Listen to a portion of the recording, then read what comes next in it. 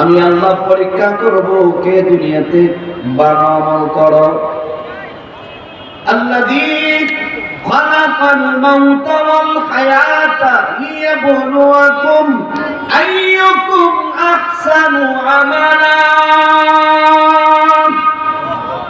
আল্লাহ বলেন হায়াত দিলাম, মওত দিলাম, এ বান্দা পরীক্ষা করার জন্য দুনিয়াতে কে ভালো আমল করো, দুনিয়াতে কে বন্ধ করো, কে ভালো করো। আমি আল্লাহ পরীক্ষা করার জন্য দুনিয়াতে দিলাম। ভালো করা বন্ধ করার সুযোগ স্বাধীনতা আল্লাহ আমাদের সবাইকে দিয়েছেন। বান্দা তুমি ডানেও যাইতে পারো, বামেও যাইতে পারো, গুনাহ করতে পারো, আমলও করতে পারো। এই স্বাধীনতা আল্লাহ দুনিয়াতে সবাইকে দিয়েছেন। আল্লাহ কয় রাস্তা দিলাম দুইটা, একটা হলো জান্নাতের পথ আর একটা হলো জাহান্নামের পথ। ওয়াহাদাইনাহুন নাজদাইন।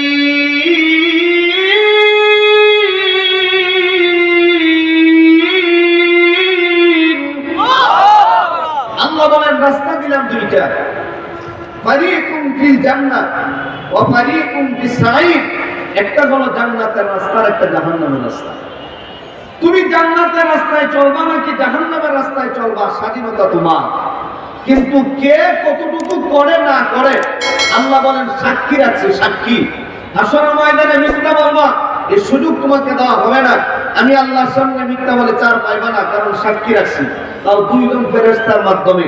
তোমার 80 বছর জিন্দেগি, 70 বছরের জিন্দেগি, 100 বছরের জিন্দেগি, এই 100 বছর জিন্দেগি তুমি কেমনে কাটাইলা, কোন পথে গেলা, ডানে গেলা না বামে গেলা, জাহান্নামের পথে চলছো নাকি জান্নাতের পথে চলছো, কোন পথে চলছো, কিভাবে চললা, ফেরেশতার মাধ্যমে সব রেকর্ড হইতেছে।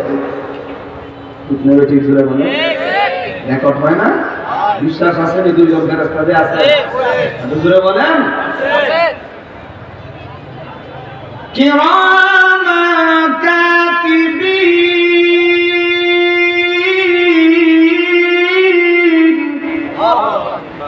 ইয়ালামুনা মা তাফআলুন।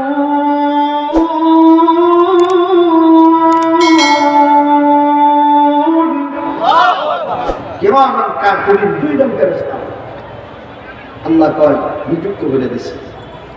একজন ডান কাঁধে আর একজন বাম কাঁধে। ডান কাঁধের ফেরেশতা আমলনামা লেখে, বাম কাঁধের ফেরেশতা গুনাহ লেখে। এইটা আজকে একটা মাহফিলের আয়োজন হলো, নিয়োগ করছেন আজকে মাহফিলে যাব, সাথে সাথে আমলনামায় নেকি লেখা হয়ে গেছে। আর তো আস্তে কম সুবহানাল্লাহ, লেখা হয়ে গেছে। গুনার কাজে যাবেন, নিয়োগ করছেন গুনাহ করব, এখনো জান নাই, গুনাহ লেখা হবে না। যখন বান্দার দ্বারা গুনাহ অনুষ্ঠিত হয়ে যাবে তখন গুনাহ লেখা হবে। আর ভালো কাজের নিয়ত করলেই সওয়াব। সুবহানাল্লাহ ধরে কর।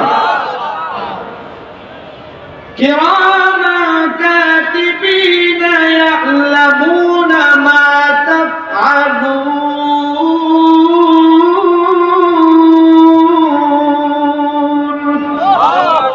সব রেকর্ড করা হচ্ছে। এই জন্য আল্লাহ রাব্বুল আলামিন বলেন আমি আল্লাহ তোমাদেরকে দুনিয়াতে দিলাম পরীক্ষা করার জন্য, কে দুনিয়াতে ভালো করো, কে দুনিয়াতে মন্দ করো, দেখার জন্য দুনিয়াতে দিলাম। কিন্তু বান্দা সাবধান, আমি আল্লাহর কাছে ফিরে আসতে হবে, আমি আল্লাহর কাছে হাজিরা দেওয়া লাগবে। এ বাবা, একটা প্রশ্নের জবাব দেন তো দেখি, দুনিয়ার জীবন শেষ করে আল্লাহর আদালতে যাওয়া লাগবে, বিশ্বাস আছে নি?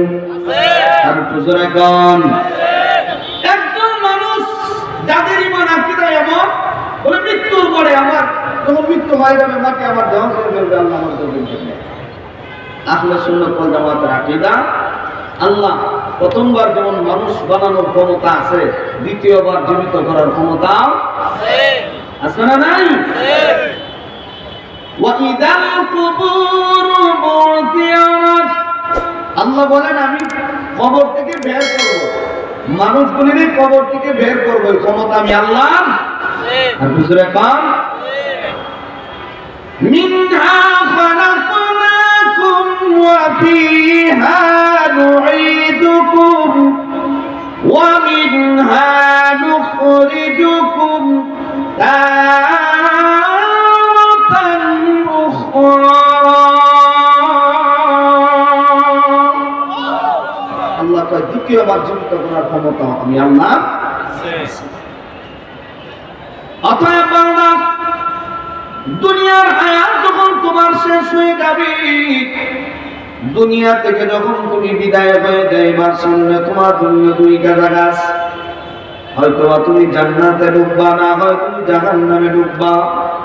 আল্লাহর হাবিব বলেন, উম্মতেরা রে, লা দারা বা'দা দুনিয়া ইল্লাল জান্নাতা আওয়ান নার। আল্লাহর হাবিব বলেন, লা দারা বা'দা দুনিয়া ইল্লাল জান্নাতা আওয়ান নার।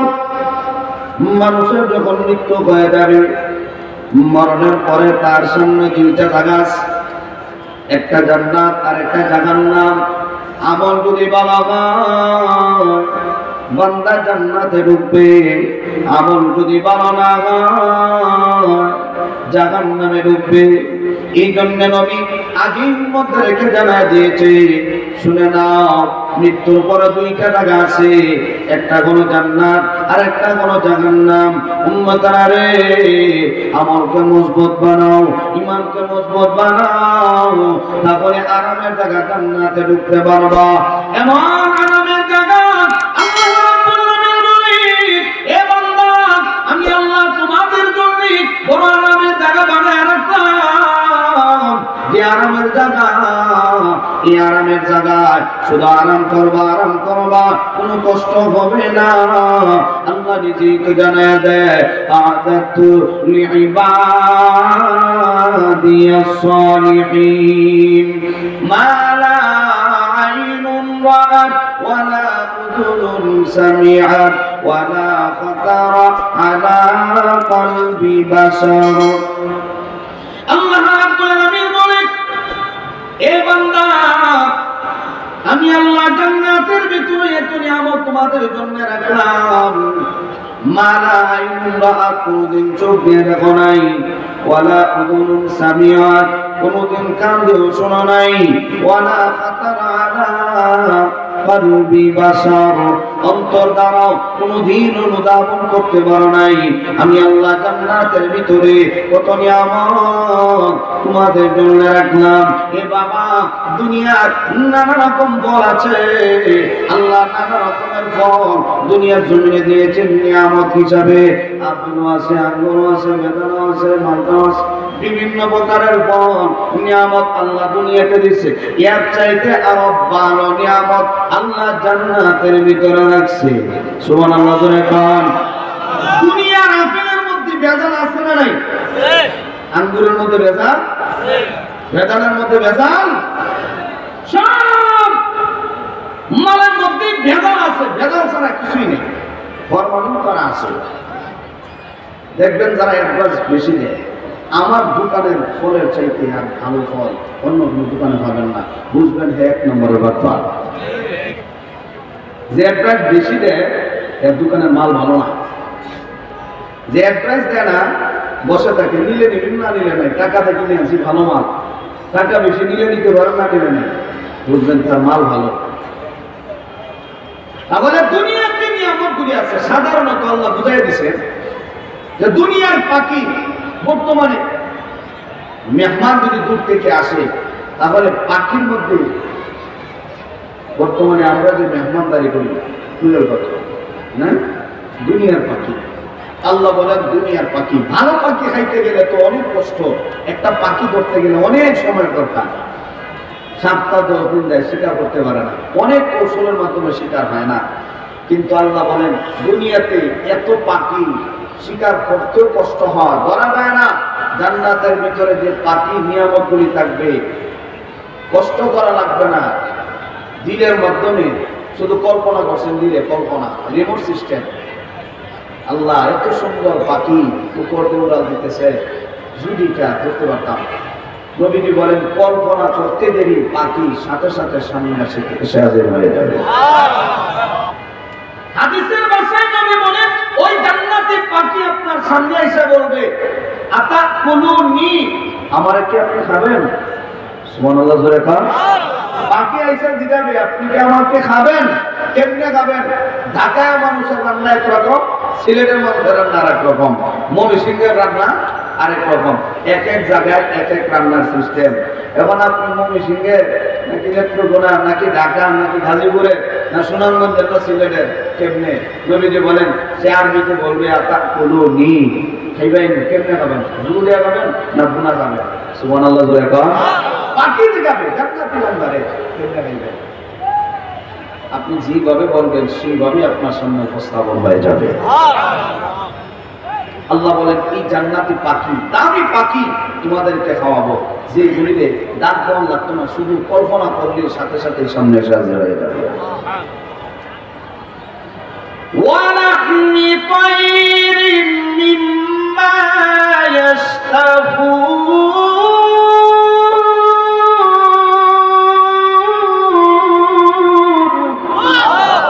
আল্লাহ বলেন দামি পাখি জান্নাতি পাখি তোমাদেরকে খাওয়াবো। তাহলে যদি আরাম করতে চাও, দুনিয়াতে কষ্ট করো, দুনিয়া কোনো কষ্টের জায়গা। দুনিয়াতে কষ্ট করলে জান্নাতের ভিতরে আরাম পাইবা। আর দুনিয়াতে যদি আরাম চাও তাহলে পরকালে তোমার কখনো কোনো আরাম নাই। আল্লাহ নবী হাদিসের মাধ্যমে জানায় দেয়, হে উম্মাহ, এই দুনিয়াটা হলো মুমিনদের জন্য জেলখানা। আদ-দুনিয়া সিজনুল মুমিন ওয়া জান্নাতুল কাফির। আল্লাহ নবী বলেন, হে উম্মাহ, দুনিয়াটা হলো ইমানদারের জন্য জেলখানা, বেঈমান কাফেরদের জন্য বালাখানা। ইমানদার তুমি দুনিয়াতে কষ্ট করো, পরকালে আরাম পাইবা। বেঈমান কাফের গুনি দুনিয়াতে আরাম করবে, পরকালে তাদের কপালে কোনো আরাম নাই। এই জন্য আল্লাহর আদালতে গিয়ে দাঁড়াতে হবে, দিনের ভিতরে ভয় ঢোকাও। আল্লাহ কয় ওয়াত্তাকু ইয়াওমান তুরজাউনা ফীহি ইলাল্লাহ। এ বান্দা, ওই দিনের কথা ভয় করো, ওই দিনের কথা স্মরণ করো, যেই দিন আমি আল্লাহর কাছে আসতে হবে, আমি আল্লাহর কাছে হাজিরা দেওয়া লাগবে। দিনের ভিতরে ভয় ঢোকাও। দুনিয়ার জগতে একদল বান্দা এমন আছে, একদল বান্দা এমন আছে যে বান্দাগুলি দিন রাত আল্লাহর জন্য পাগল, শুধু বারবার আল্লাহর কথা স্মরণ করে, আল্লাহরে ডাকে। এমন লোক আছে না নাই? আর তো জোরে কোন আল্লাহ দুনিয়াতে না থাকলে দুনিয়া কোন দিনই ধ্বংস হয়ে যেত। আমরা বর্তমানে যে ইমানের হালত, এই ইমানের হালত নিয়ে এত নিয়ামত আমাদের দ্বারা আসতো না। আল্লাহওয়ালারা তাদের চোখের পানির অনেক দাম, অনেক দাম। গভীর রাতে আল্লাহর সাথে এত গভীর সম্পর্ক লাগা, আল্লাহু আকবার, তাদের বরকতে আমরা চলতেছি, ঠিক কিনা বলে কর? বান্দাগুলি স্মরণ করে কারে? আর বুঝলে কর আল্লাহকে। আল্লাহ বলেন আমি আল্লাহর স্মরণ করো, আমি তোমাদেরকে স্মরণ করো। সুবহানাল্লাহ জোরে কর। ফাযকুরুনি আযকুরকুম ওয়াশকুরুনি ওয়ালা তাকফুরুন।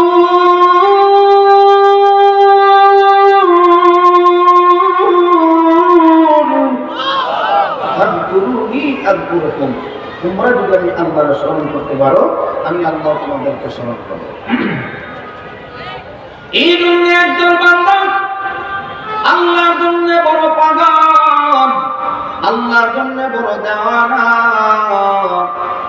ওই বান্দাগুলোর ভিতরে এত ভয়, আসর ময়দানে আমি আল্লাহর আদালতে কি জবাব দেব, কেমনে দাঁড়াবো, খবরে গিয়ে আমি কেমনে থাকবো। একা একাই অন্ধকার কবরের ভিতরে আমি কেমনে থাকবো?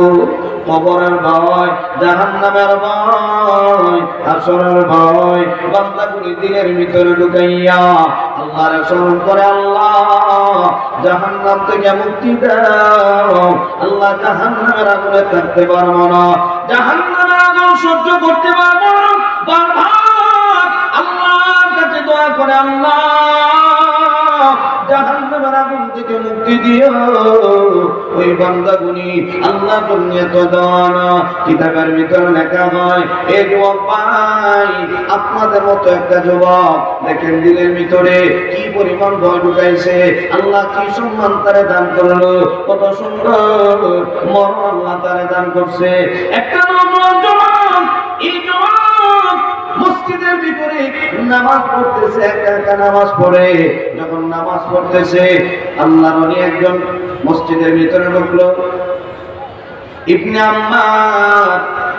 উনি বলেন আমি মসজিদের ভিতরে ঢুকলাম, যে আমি একটা যুবক মসজিদের ভিতরে নামাজ পড়তেছে, নামাজের মধ্যে যখন দাঁড়াইয়া শরীরের মধ্যে এমন ভাবে তর তর করে কাজ শুরু হয়ে গেল, আমি যুবকটারে দেখার পরে বুঝতে পারলাম এই যুবকটা অবশ্যই একজন আল্লাহওয়ালা যুবক।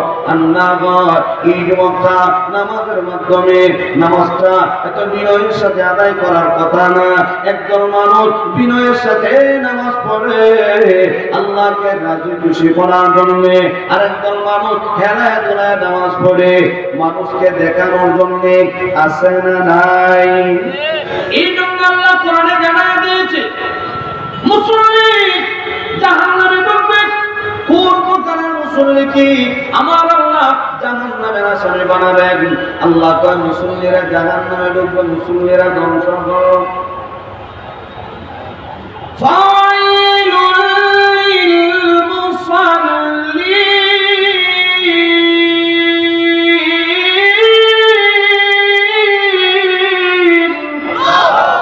আল্লাহ বলেন মুসল্লিরা ধ্বংস হবে। এখানে কোন মুসল্লির কথা আল্লাহ বলছেন? ফাওয়াইলুল লিল মুসাল্লিন আল্লাযীনা হুম আন সালাতিহিম সাহুন আল্লাযীনা হুম ইউরাউন ওয়া ইয়ামনাউনাল মাউন। আল্লাহ বলেন মুসল্লিরা ধ্বংস হবে যারা মানুষ দেখানোর জন্য হেলায়া দুলায়া নামাজ পড়ে। আল্লাহ এখানে মুনাফিকদের আলোচনা করে গেছেন।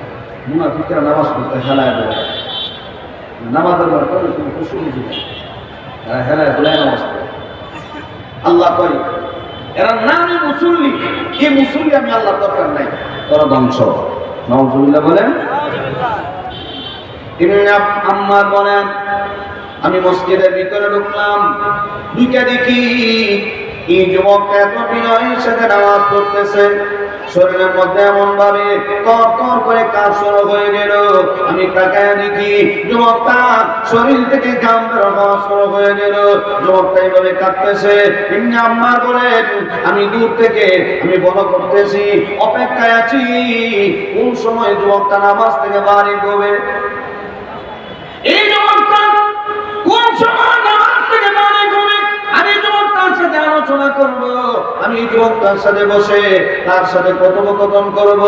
আল্লাহর ওলি বলেন আমি অপেক্ষায় আছি যুবকটা কোন সময় নামাজ শেষ করে যখন নামাজ থেকে বাড়ি হয়ে গেল। ইবনে আম্মার বলেন আমি যুবকটার কাছে গেলাম, সালাম দিলাম, আসসালামু আলাইকুম ওয়া রাহমাতুল্লাহ। আমি যখন সালাম দিলাম, সালাম দেওয়ার পরে যুবকটা আমার সালামের জবাব নিল। আমি তার সাথে আলোচনা শুরু করে দিলাম, জিজ্ঞাসা করলাম কাইফা হাল, কেমন আছো তুমি, কি অবস্থা তোমার? যুবকটা বলে ও আল্লাহর মালিক, আমার কোনো কিছুই ভালো লাগে না, খাইতেও ভালো লাগে না, ঘুমাইতেও ভালো লাগে না, দুনিয়াতে থাকতেও ভালো লাগে না। কেন যেন দুনিয়া ভালো লাগে না, আমার কাছে কোনো কিছুই ভালো লাগে না। ইবনে আম্মার বলেন আমি আমি যুবকটারে বসাইয়া আমি কিয়ামতের আলোচনা শুরু করে দিলাম। তাকে দিনে আলোচনা শোনাইতেছি, কিয়ামতের আলোচনা চলতেছে, জাহান্নামের আলোচনা চলতেছে। যুবকটার সামনে যখন এইভাবে আমি আলোচনা শুরু করে দিলাম, কিয়ামতের বর্ণনাগুলি শুরু করে দিলাম, এই যুবকটা হঠাৎ করে এমন একটা চিৎকার মারলো, চিৎকার মেরে দিয়া যুবকটা অজ্ঞান হয়ে গেল। অজ্ঞান হয়ে যাওয়ার পরে আল্লাহর নবী বলেন, আমি আশ্চর্য হয়ে গেলাম, এই যুবকটা হঠাৎ করে কেন অজ্ঞান হয়ে গেল। ইবনে আম্মার বলেন, এই যুবক যখন হঠাৎ করে আমার জ্ঞান ফিরে আসলো, যুবকটা আওয়াজ দিয়ে কয়, আমারে আরো তেলাওয়াত করে শোনাও। যত তেলাওয়াত করো ততই মজা লাগে, যতই তেলাওয়াত করেন ততই ভালো লাগে। আরো শোনান, আমাকে তেলাওয়াত করে করে আপনি শোনান, আমার কাছে ভালোই লাগে, ভালোই লাগে। এমনি অবস্থায় ইবনে আম্মার বলেন, আমি তেলাওয়াত করতেছিলাম, ইয়া আইয়ুহাল্লাযীনা আমানু কু আনফুসাকুম ওয়া আহলিকুম নারা। এই জাহান্নামের আয়াতটা যখন তেলাওয়াত করলাম, হঠাৎ করে এই যুবক এমন একটা চিৎকার মারলো, চিৎকার মেরে দিয়া দুনিয়ার জমিন থেকে বিদায় হয়ে গেল। আমি আশ্চর্য হয়ে গেলাম, এই যুবক কোরআনের এই তেলাওয়াত শোনার পরে হঠাৎ করে দুনিয়ার জমিন থেকে বিদায় হয়ে গেল। শুধু ইবনে আম্মার বলেন, আমি 3 দিন পরে এই যুবকটাকে আমার স্বপ্নে দিকে দেখলাম। স্বপ্নে দেখার পরে আমি জিজ্ঞাসা করলাম, এ বাবা, আল্লাহ তোমার সাথে কেমন আচরণ করলো?